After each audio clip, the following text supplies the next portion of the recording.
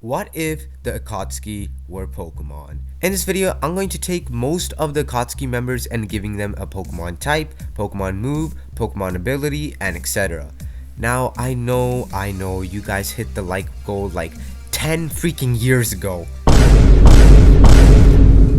And I'm sorry, but a lot of stuff happened.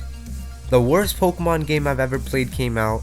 The best Pokemon game I've ever played came out. How did that even happen? And then yeah. Stop the cap. Stop the cap. Okay, you got me. I just didn't feel like doing it, but we're here now, and I'm not going to make you guys wait for another 10 years. So let's get started with the leader of Akatsuki, Pain. Okay, I know it's Nagato, but like, look at him. What am I supposed to do with him? Screw him, give him the pain, and we're doing the pain. What did I just say? Anyways, Pain is going to be a psychic type since most of Pain's abilities are basically pushing enemies away from him and bringing them to him, and it reminds me of telekinesis. The typing for Pain was pretty hard to choose since he doesn't use a specific element. I was thinking of types like flying because Pain is maybe pushing the enemy with wind. I don't know how to explain it, but I was also thinking steel since Pain can also bring enemies to him, which is kind of like magnets, which is steel. I don't know what I'm trying to say, but we will stick with Psychic. Pain's first move is going to be Gust because Pain's almighty push pushes enemies away from him, and in the anime, Gust pushes the enemies away as well. Pain's second move is Telekinesis since Pain can bring enemies to him, and I think Telekinesis is the best option since you can use Telekinesis to bring the enemies closer to you. I also thought of putting Follow You, but this makes the opponent attack you, and Pain wouldn't allow that obviously. I mean, look at him. Pain's third move is Earthquake because when Pain says the coldest line in anime history. Feel pain, accept pain, and know pain. I will never forget the pain that Yahiko suffered. And now, this world shall know pain. Almighty push!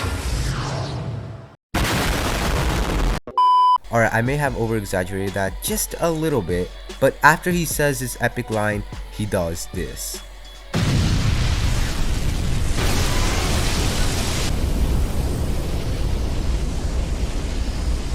We're giving him Earthquake since they both look like similar moves and they both do a lot of damage. That's a lot of damage! Pain's last move is going to be Continental Crush, which represents planetary devastation, which takes rocks from nearby and form them into this humongous ball of rock and crash it onto the opponent. Continental Crush is kind of like that, except it doesn't send a ball of rock from the heavens. And finally, Pain's ability is going to be Levitate since Pain can fly or float.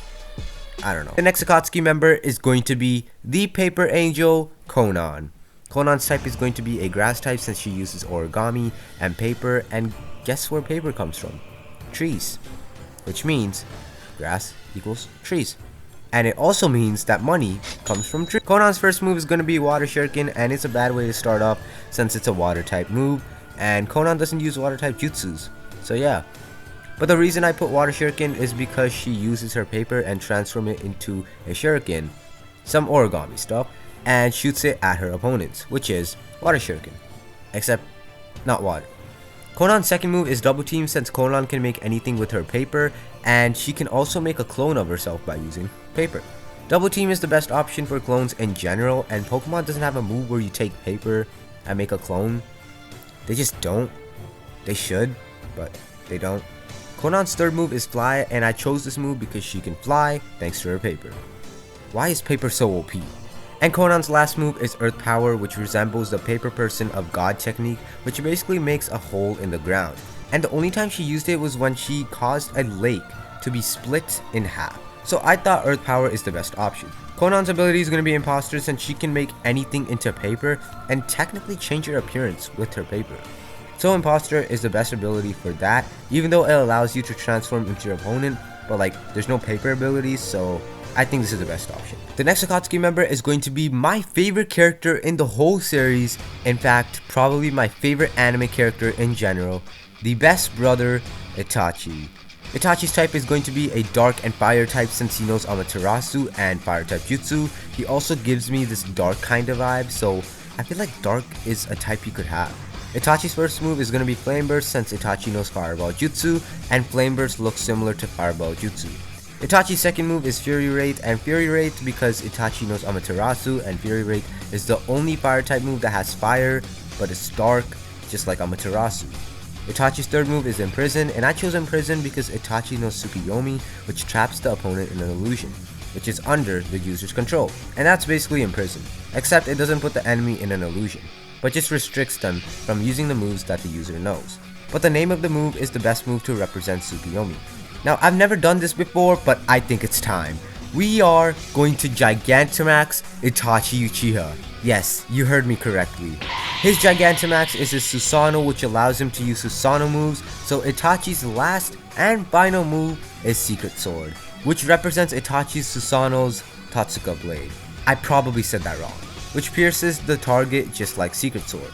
We're also going to upgrade Flame Burst to G-Max Fireball because we can. And some of you might say, Bolts, you can't use normal Pokemon moves when Gigantamaxing. Guess what? I get to do whatever I want with them because these are my Pokemon.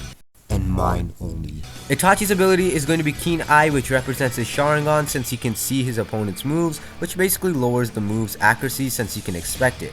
And that's what Keen Eye does. Prevents other Pokemon from lowering this Pokemon accuracy. The next Akatsuki member is the Shark Boy, Itachi's partner, Kisame. Kisame's typing is obviously going to be a water type since he uses water type jutsu. Kisame's first move will be Crush Claw because of Kisame's sword, Samehara. I probably also said that wrong too. And also, I could have used moves like Slash, but I thought that was too boring and decided to use Crush Claw. You could also say Crush Claw is when Kisame fuses with his sword and slashes his opponent with his claws. Kisame's second move is Whirlpool because Kisame can use the Great Whirlpool Enfolding technique where he basically creates a big whirlpool to trap his enemy. Kisame's third move is Waterfall because Kisame can, well, summon a waterfall.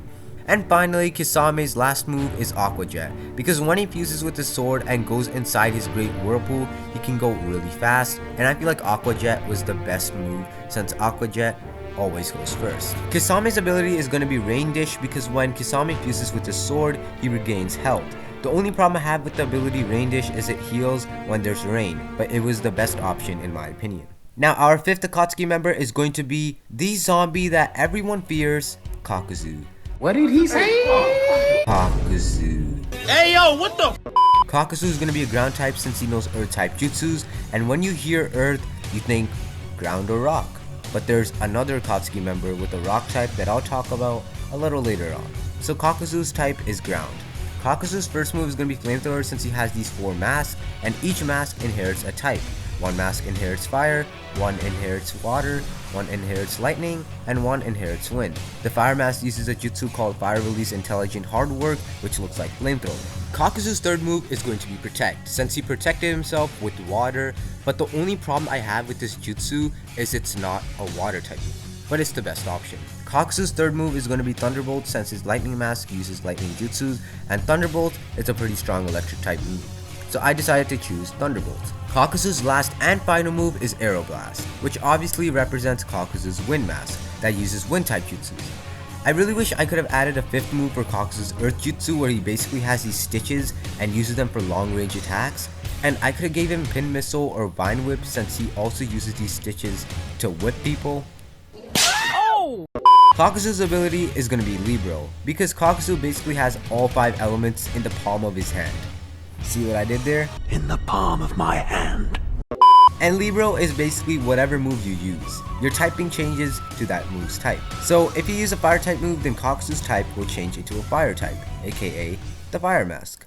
The next Akatsuki member is the worshipper of Jashin, Hidan. Hidan's typing is going to be fighting type since he doesn't really use a specific type of jutsu and he has a weapon which he uses a lot, so his typing is fighting.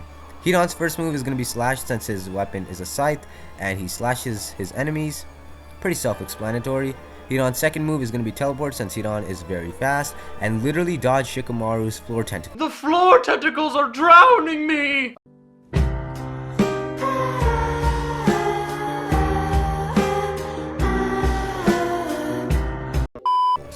Hidan's third move is going to be Drain Punch, since in order to use his actual jutsu, he needs to take the blood of his opponent, which is kind of like Drain Punch, except when you hit the opponent you take their health and not their blood. But you get the idea. Hidan's last move is going to be Destiny Bond, and I put Destiny Bond because Hidan's jutsu, where after taking the blood of his opponent, he creates some Satan sign, and basically if he stabs himself, the opponent also gets stabbed. So whatever injuries Hidan gets, the opponent also gets those same injuries, which is kind of like Destiny Bond, except when the user dies, the opponent also dies.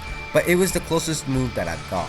Hidan's ability is Rough Skin, which represents Hidan's jutsu, where whatever injuries he gets, the opponents get those same injuries. So if you hit Hidan, you will get affected as well, which is what Rough Skin is. The next Akatsuki member is the Puppet Master, Sasori. Sasori's type is going to be Steel and Poison. Steel since he uses puppets and most of his puppets are made out of steel, and Poison since some of his puppets use poison attacks.